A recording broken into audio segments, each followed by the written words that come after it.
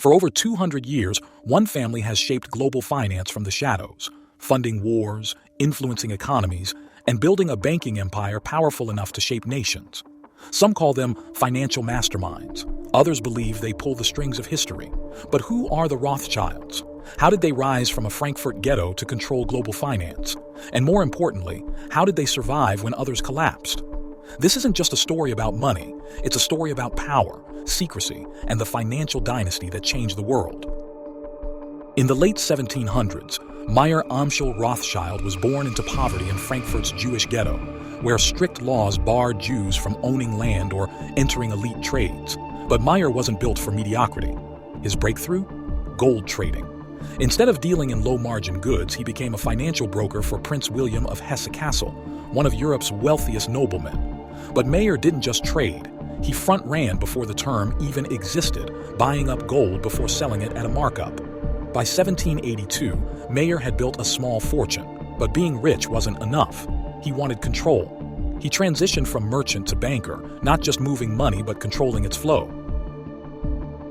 To expand his reach, Meyer made a bold move. He turned his family into a banking machine. Instead of keeping power in Frankfurt, he sent his sons to the world's financial capitals: Naples, Vienna, Paris, and London. By the early 1800s, Britain was the world's economic superpower. The Industrial Revolution was booming, and London was becoming the global financial hub. If the Rothschilds wanted real dominance, they needed a foothold there. Meyer's most ambitious son, Nathan, took charge in London. But he wasn't just a banker. He was a financial shark with an edge more powerful than money: information. Nathan mastered a high-speed intelligence network, gaining access to critical financial news before anyone else. This allowed him to place high-stakes bets with an unmatched advantage. The Rothschilds weren't just playing the banking game. They were rewriting the rules and ensuring they were always one step ahead of history.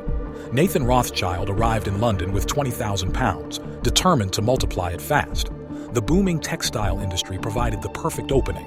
But instead of earning one profit, he found a way to profit 3 times, controlling raw materials, dyeing, and manufacturing. I will supply the materials and dye, and you will handle production. This strategy tripled his investment to £60,000 while undercutting competitors. But Nathan wasn't just a smart businessman. He was ruthless. He ventured into smuggling, moving textiles and precious metals past trade restrictions. By 1808, he was one of London's top financiers, reporting £800,000 in sales. By 1812, Meyer Amschel Rothschild lay on his deathbed, leaving his sons with one rule: family unity above all. The Rothschild brothers expanded their banks across Europe just as the continent plunged into war.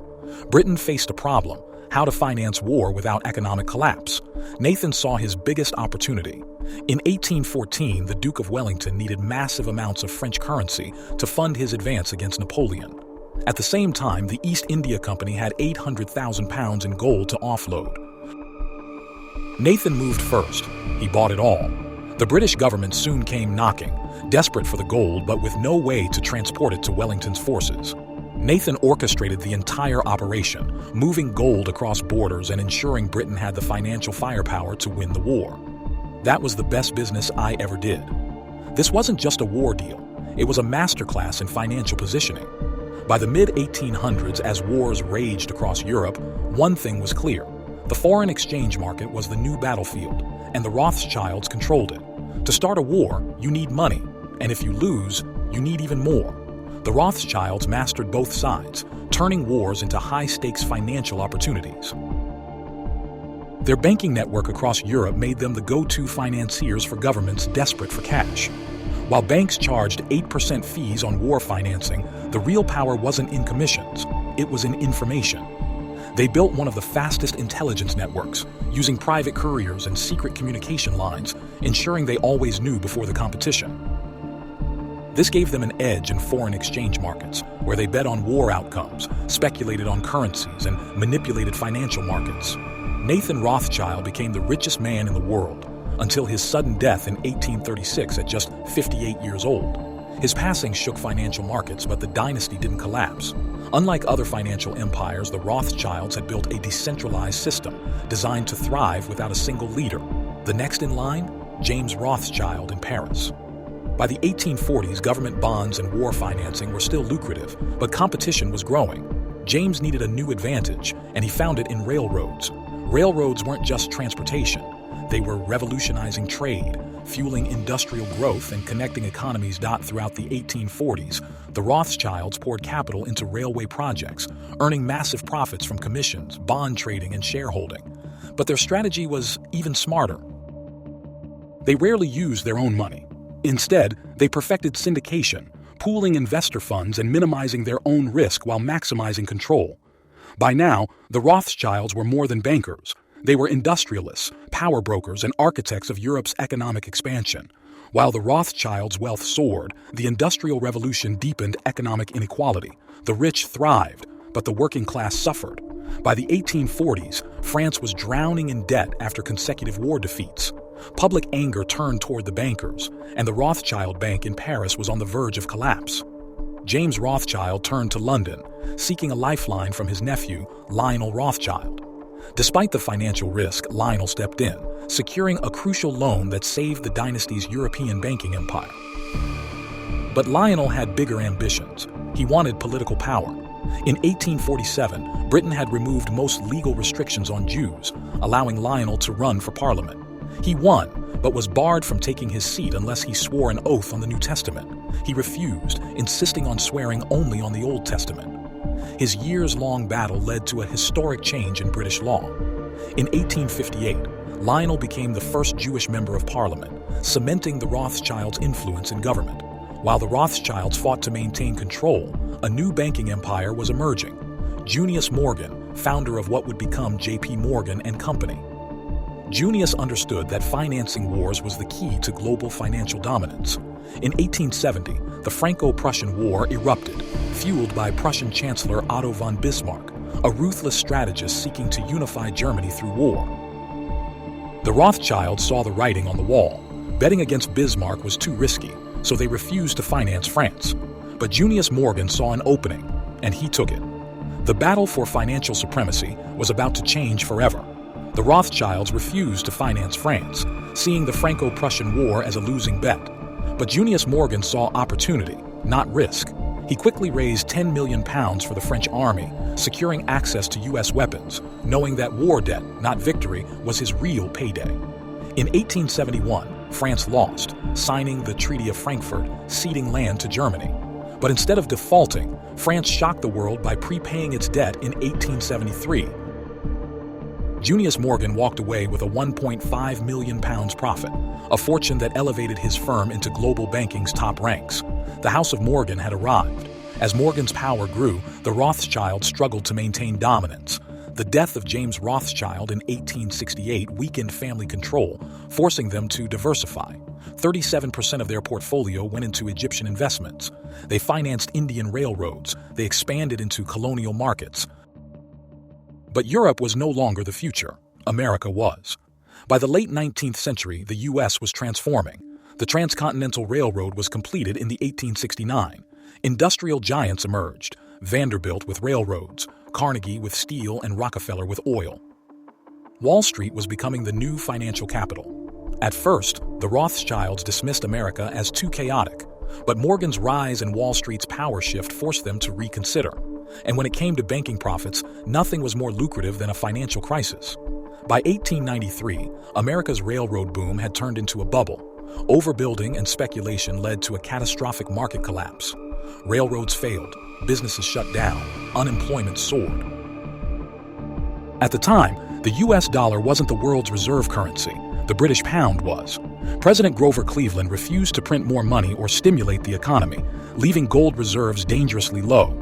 With the government days away from running out of gold, Cleveland had one option left. He called J.P. Morgan. For nearly a century, the House of Rothschild dominated global finance. But as Wall Street rose and Morgan gained power, a new reality set in. The next financial superpower was American. By 1895, the U.S. faced a financial crisis. Gold reserves were dangerously low, threatening the economy and the gold standard. J.P. Morgan knew the stakes. If the government collapsed, so would Wall Street. But there was only one family with enough gold to stop the crisis: the Rothschilds. They had spent decades investing in gold and silver mines, ensuring they controlled physical wealth. Morgan moved fast, issuing $65 million in government bonds to buy 3.5 million ounces of Rothschild gold. The bonds sold out in 30 minutes. America stabilized, cementing its rise as a superpower. But while the Rothschilds expanded in America, Europe was unraveling. By 1914, tensions boiled over. Imperial rivalries, massive military buildups, complex alliances pulling nations into war. Natty Rothschild, head of London's Rothschild Bank, financed Britain's naval expansion, betting on the growing arms race. But this war was different. Trench warfare turned battlefields into slaughterhouses. Chemical weapons devastated entire armies. By 1918, 10 million soldiers and 7 million civilians were dead. For the first time, Rothschilds backed opposing sides, and while they profited from war financing, their influence began to fade. The Morgan Bank became the U.S. government's primary financier. They sold war bonds and issued massive loans to Britain and France. By the 1930s, one thing was clear. The center of global finance was no longer in Europe. It was on Wall Street. As the war ended, the Rothschild dynasty weakened. Their banking houses grew independent, and their once unified empire fragmented. The era of Rothschild dominance was over. By the 1930s, Europe was in economic ruin. Germany's defeat in World War I led to hyperinflation and economic despair, radical political movements, anti-Semitic conspiracies blaming Jewish bankers, especially the Rothschilds. A new threat was rising, one that would reshape history: Adolf Hitler. By 1939, World War II erupted, and Hitler's blitzkrieg swept through Europe. Denmark, Norway, the Netherlands, and Belgium fell quickly. By June 1940, Hitler was in Paris. With France defeated, the Rothschilds were in grave danger. Many fled to England and the U.S. The Nazis seized their assets and confiscated their properties. For the first time, the Rothschilds lost control over their own destiny. After Germany's surrender in 1945, Europe and the Rothschild dynasty was shattered. To survive, they adapted. No longer focused on expansion, positioned themselves as private financial elites, specialized in government financing and high-stakes political projects. For the Rothschilds, it was never about being the biggest bank. It was about being the bank that powerful people relied on. By the 1970s, a new figure sought Rothschild backing: Robert Maxwell. Maxwell was British Army veteran and former intelligence officer, built a publishing empire in the 1950s and 60s, and owned Pergamon Press and Mirror Group newspapers. But Maxwell's success was driven by something deeper: survival. As a child, Robert Maxwell's family was nearly wiped out in the Holocaust. That trauma fueled his obsession with power and wealth. Failure was not an option. To build a true media empire, he needed serious capital. And when the ultra-wealthy need money, they don't go to regular banks, they go to the Rothschilds. By the 1980s, the financial world was evolving at breakneck speed. Mega banks were swallowing smaller firms. New financial instruments like derivatives were reshaping markets. Aggressive expansion was the key to survival. Inside N.M. Rothschild and Sons, a family feud erupted. Lord Victor and Jacob Rothschild pushed for modernization and expansion. Sir Evelyn de Rothschild insisted on keeping family control at any cost. But as they fought, an even bigger crisis unfolded. In 1991, Maxwell was found dead, floating near the Canary Islands after falling from his yacht. At first, it seemed like an accident. Then, investigators uncovered the truth. Maxwell had stolen hundreds of millions from employees' pensions. His empire was drowning in debt. His financial collapse was inevitable. Suicide? Assassination? A tragic accident? To this day, no one knows for sure. The Rothschilds' involvement with Maxwell left a permanent stain on their name. For Sir Evelyn, it was a wake-up call. Privacy and control mattered more than expansion. By 2023, the Rothschild empire had evolved beyond traditional banking. Investment banking and wealth management, global influence and philanthropy. They no longer needed to be the biggest. They just needed to be the most powerful in the shadows. For over 200 years, the House of Rothschild shaped global finance, influenced nations, and mastered the art of control. Do they still hold influence today? Let me know in the comments. Don't forget to like, subscribe, and stay tuned for more deep dives into money, power, and history.